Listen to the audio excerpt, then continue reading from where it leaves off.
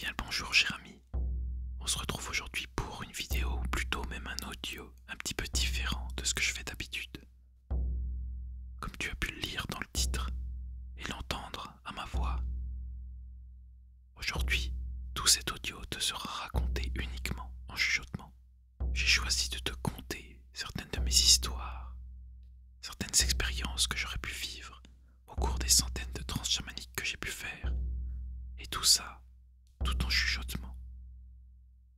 Peut-être que tu le sais déjà, mais quand quelqu'un hausse le ton, quand quelqu'un augmente le niveau de sa voix pour se faire entendre, c'est tout l'inverse qui se produit.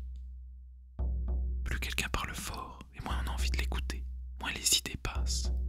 Alors qu'à l'inverse, quand on diminue le niveau de la voix, on attire l'attention. Inconsciemment, on s'apprête à entendre, à recevoir peut-être des informations secrètes, peut-être quelque chose de particulier que d'autres ne devraient pas entendre. Et ça crée naturellement une attention toute particulière. Et c'est justement sur ce principe-là que j'ai envie de partager avec toi cet audio aujourd'hui. Comme beaucoup de gens, j'écoute aussi un petit peu d'ASMR de temps à autre, et je me suis aperçu que c'était vraiment les vidéos de whispering qui m'attirent le plus quand on raconte une histoire et que le timbre de voix nous absorbe à l'intérieur de celle-ci. Et c'est justement ce que j'espère te faire vivre aujourd'hui. Alors sans plus attendre, je m'en vais te conter une histoire. Et on va commencer par le commencement. Comme j'ai déjà parlé de la rencontre avec mon animal totem principal dans certaines de mes vidéos, aujourd'hui je vais te parler d'un autre de mes guides. Un guide qui est des plus importants pour moi. Un guide qui m'accompagne chaque jour dans la quasi-totalité des expériences que je peux faire, dans chacune de mes transes chamaniques, dans chacun de mes soins, dans chaque guidance que je pourrais faire. À chaque fois que je veux me connecter aux oracles, à chaque fois que j'ai besoin d'une information provenant des autres mondes, à chaque fois que j'ai besoin d'une potion ou de n'importe quoi d'autre qui pourrait toucher à la magie, au chamanisme, à l'ésotérisme et aux énergies. Et avant de t'en dire plus et de te spoiler, laisse-moi te conter cette histoire. C'était il y a déjà quelques années maintenant. Comme régulièrement, j'ai voulu aller faire une transe, partir voyager dans les autres mondes et, pourquoi pas, connecter avec mon guide, Absolem, le seul guide connu jusqu'alors. Mon animal totem principal, le messager des dieux, un aigle royal immense et majestueux. Je m'installe donc confortablement et commence la mise en transe. Rapidement, après quelques minutes, Absolem vient me chercher. Je monte sur son dos et on commence à survoler des paysages magnifiques à perte de vue. Me voilà dans les autres mondes. Et comme toujours, je me mets à discuter avec Absolem, profitant de chaque battement des ailes pour me percer davantage, survolant les forêts, les lacs et les montagnes, nous enfonçant ensemble toujours plus profondément à l'intérieur de ce monde impalpable et secret pour le commun des mortels. Et subitement, Absolem me dit que quelqu'un souhaite me rencontrer et qu'il va falloir que j'y aille seul. Très excité par cette idée d'aventure, j'accepte évidemment cette rencontre. Absolem ajuste donc sa trajectoire et commence à descendre de plus en plus en direction de cette forêt primaire immense et impénétrable. On gagne une petite clairière et il me dépose à l'intérieur. Il range aussitôt ses grandes ailes, brassant les feuilles mortes avoisinantes, et commence à marcher avec moi sur ce chemin qui s'enfonce à travers la forêt.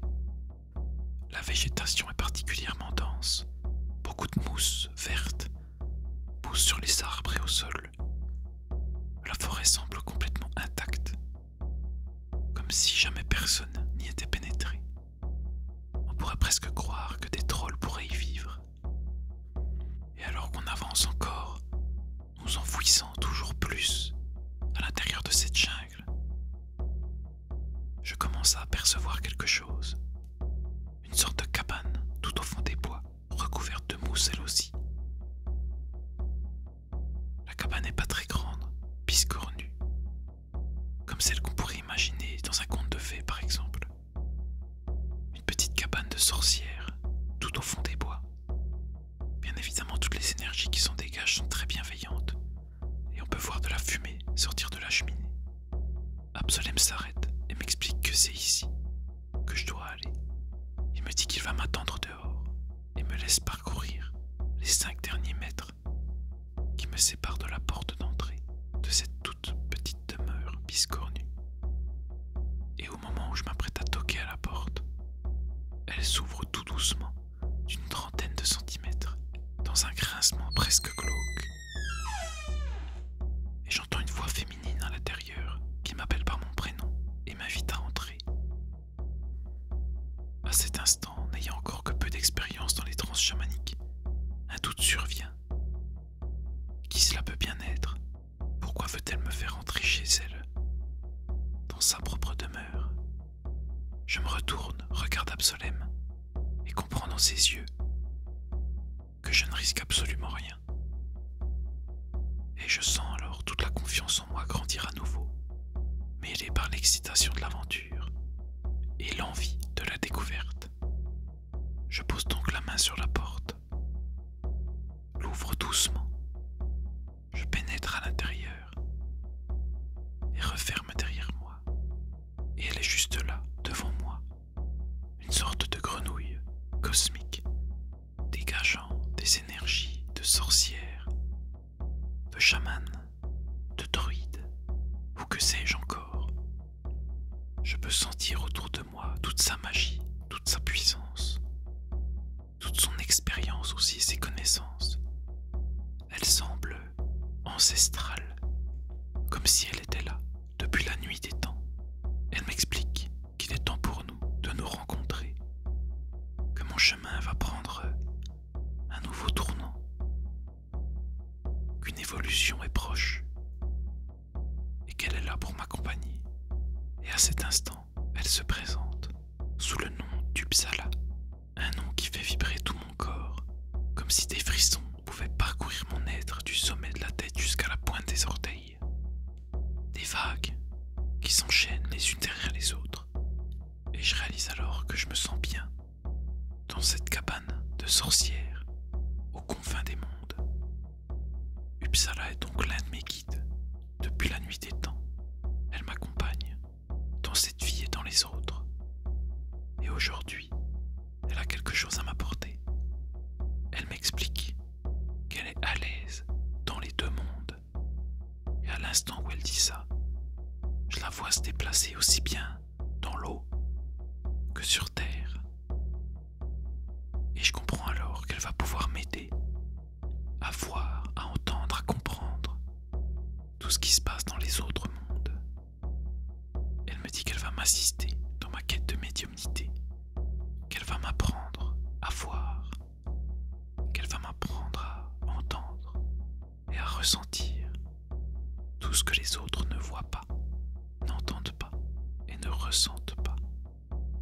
L'impalpable, comme un pied dans les autres mondes, ce que certains appellent la double vue. À ce moment-là, je me sens extrêmement reconnaissant. Et alors qu'elle continue de me parler et de m'expliquer des choses que je ne peux pas forcément partager aujourd'hui avec vous, je me promène tout en écoutant attentivement chacun de ses mots, chacune de ses phrases, et j'observe cette étrange cabane dans laquelle je me trouve. Tout est en bois. En plein centre se trouve un chaudron. À l'intérieur de ce chaudron se trouve une sorte de potion. Une potion couleur violette et relativement épaisse, visqueuse. Tout autour se trouvent des étagères avec des bocaux. À l'intérieur de ces bocaux se trouve une multitude de choses différentes. morceaux d'animaux, des choses qui brillent, qui défient toute loi de la pesanteur, toute loi de la physique, comme des sortes de lucioles en suspension. Certains bocaux sont luminescents, d'autres sont si sombres qu'ils absorbent presque la lumière comme un trou noir. Les lames du plancher sont grinçantes et toute l'ambiance de cet endroit semble sortir tout droit d'un film fantastique. Et une fois qu'Uppsala m'a dit tout ce qu'elle avait à me dire, elle me dit qu'il est temps de partir et qu'on va se revoir rapidement et souvent. Plus que grateful, je la remercie 1000 fois et lui fais un câlin pour lui dire au revoir. Et à cet instant, je m'aperçois que la texture de sa peau est tout à fait étonnante. Elle est légèrement collante, sans pour autant qu'elle soit gluante. Absolument rien ne reste sur moi, sur mes mains, sur mes habits. Pour autant, tout son corps semble enveloppé dans un film particulièrement moelleux et légèrement sticky. Exactement comme une rainette qui serait déjà sortie de l'eau il y a quelques minutes, à la seule différence près qu'Uppsala est aussi grande que moi. Je finis donc par sortir de cette cabane enchantée pour retrouver Absolem qui m'attendait dehors. Et au moment où je croise ses yeux, je peux lire dans son regard, à sa façon de m'observer, qu'il est fier de moi, qu'il sait ce qui s'est passé ici, ce que j'ai obtenu, les dons qu'on m'a faits, et je sens toute sa bienveillance m'accompagner telle une bulle de protection. À cet instant, je me sens fort, je me sens connecté, je me sens à ma place, je me sens dans l'instant présent, et je réalise justement que j'avais oublié que j'étais dans une transe. L'expérience était si intense, la rencontre était si forte, que j'en avais oublié le fait d'être en voyage dans les autres mondes. Et Absolem me dit alors qu'il est temps de rentrer, qu'il va me raccompagner jusqu'au passage. On retourne donc jusqu'à la clairière, je remonte sur son dos, et nous voilà partis. Il déploie ses grandes ailes, commence à brasser tout l'air autour de nous, faisant voler feuilles et brindilles, et doucement, battement d'aile après battement d'aile, nous voilà déjà au-dessus de la cime des arbres, survolant cette magnifique forêt enchantée pour me raccompagner jusqu'à mon monde à moi. Absolem me pose ensuite sur le passage pour que je puisse rentrer dans notre monde conscient, réel, dans lequel on se trouve, et me dit à bientôt. Et c'est alors que mon esprit a repris place à l'intérieur du corps physique, de l'enveloppe charnelle qui l'habite d'ordinaire. Et c'est ainsi que pour la première fois dans cette vie-là, j'ai pu rencontrer la grande Uppsala, qui m'a apporté tant et tant de choses, qui m'a permis d'accompagner tant d'entre vous, et qui m'a même accompagné bien plus tard pour rencontrer des divinités. Mais ça, c'est une autre histoire que je te conterai peut-être un autre jour. En attendant, merci à toi de m'avoir écouté. Dis-moi en commentaire si ce genre de vidéo t'intéresse, si tu veux en avoir plus, en savoir plus sur moi, sur mes guides, et si ça t'intéresse de pouvoir participer entre guillemets à certaines expériences que j'aurais pu vivre à travers les mondes.